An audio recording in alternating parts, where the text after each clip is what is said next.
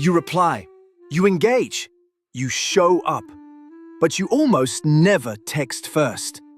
And people assume that means you do not care, even though caring is exactly why you stopped. Some decide you are cold. Others decide you are lazy. A few decide you have an ego. And almost no one asks what it actually costs you to reach out. Because from the outside, texting first looks simple. It looks like effort. It looks like interest. It looks like something anyone can do. But for you, it is not that light. You do not skip texting first because you do not care.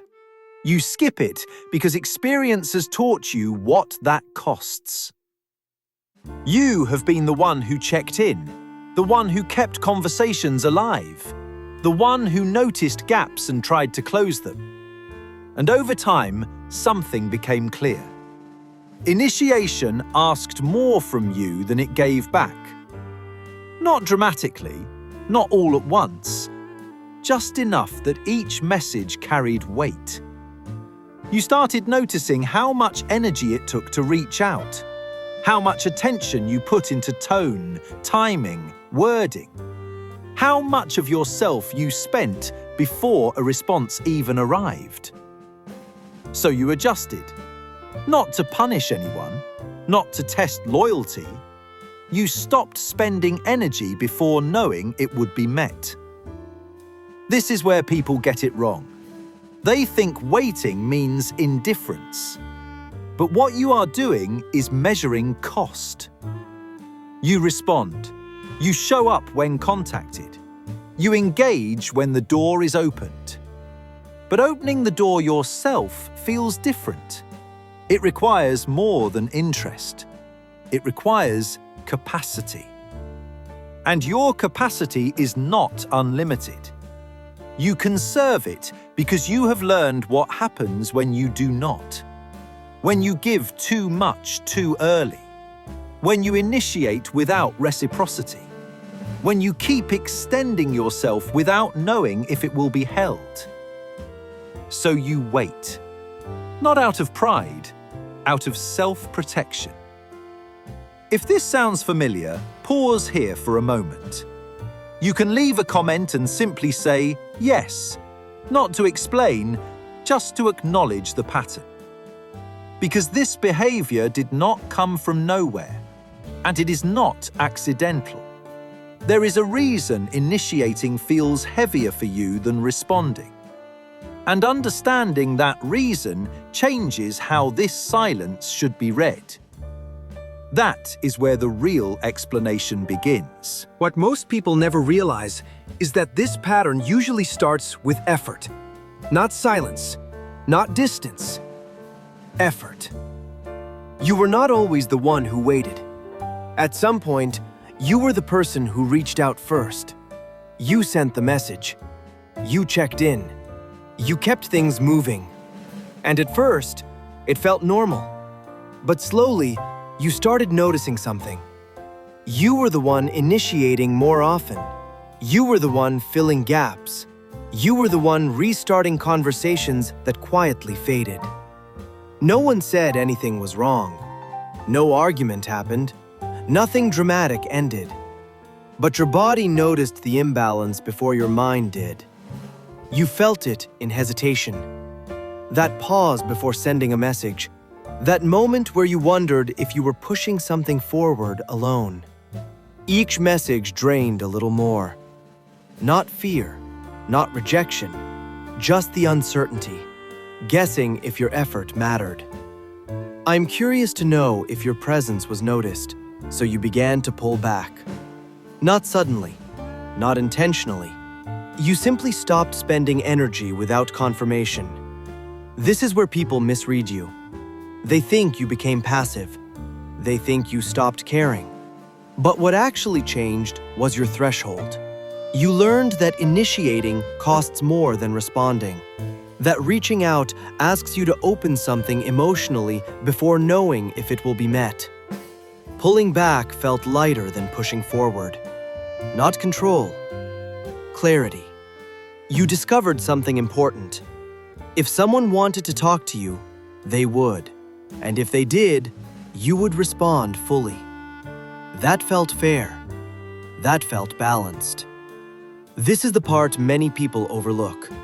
Not texting first is not a strategy. It is a response to experience. It is what happens when you stop volunteering energy without reciprocity. Many people live this pattern without ever hearing it named. Because once you feel how heavy initiation is, you stop giving it away lightly. You stop chasing connection. You let it come to you instead. And once that shift happens, silence stops feeling empty. It starts feeling neutral.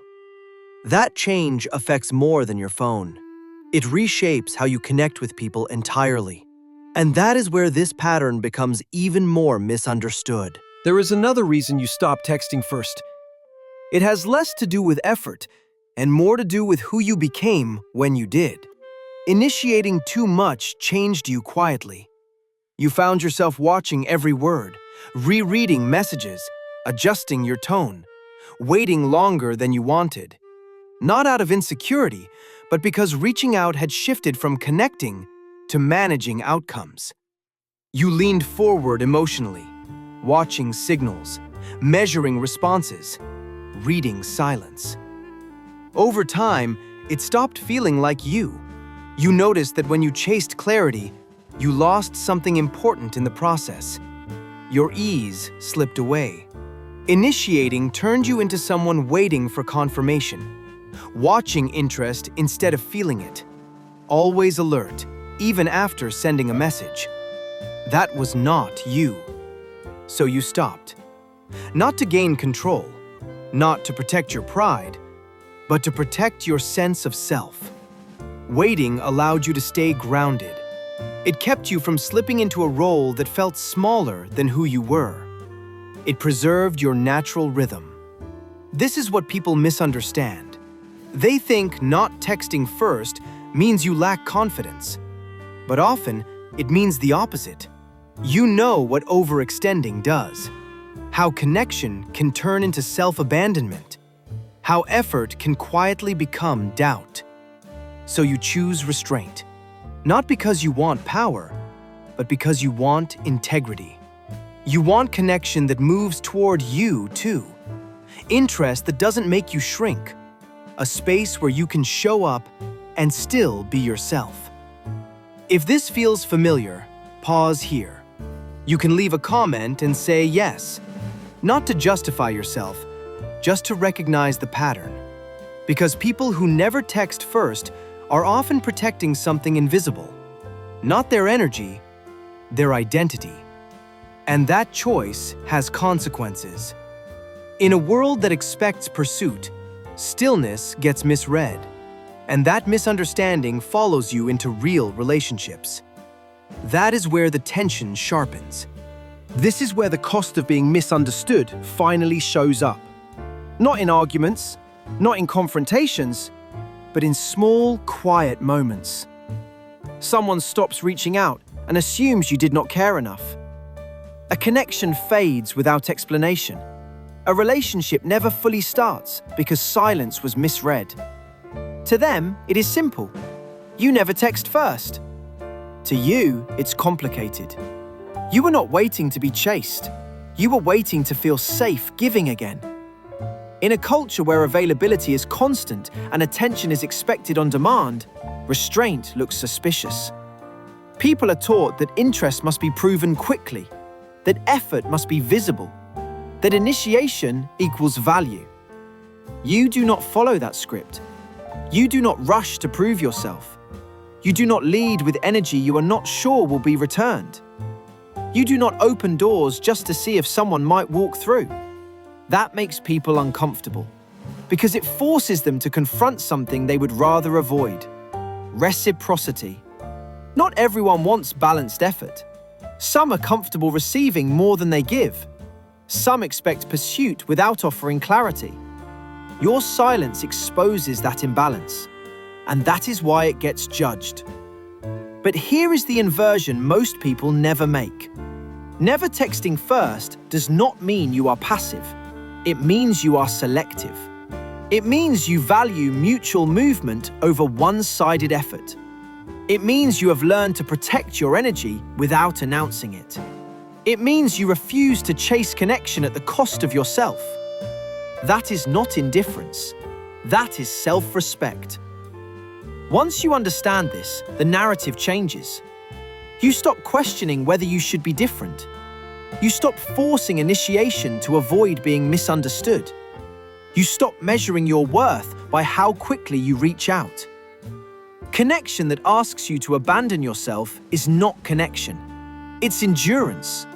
And you have stopped enduring people. So the next time someone misreads your silence, remember, you are not absent.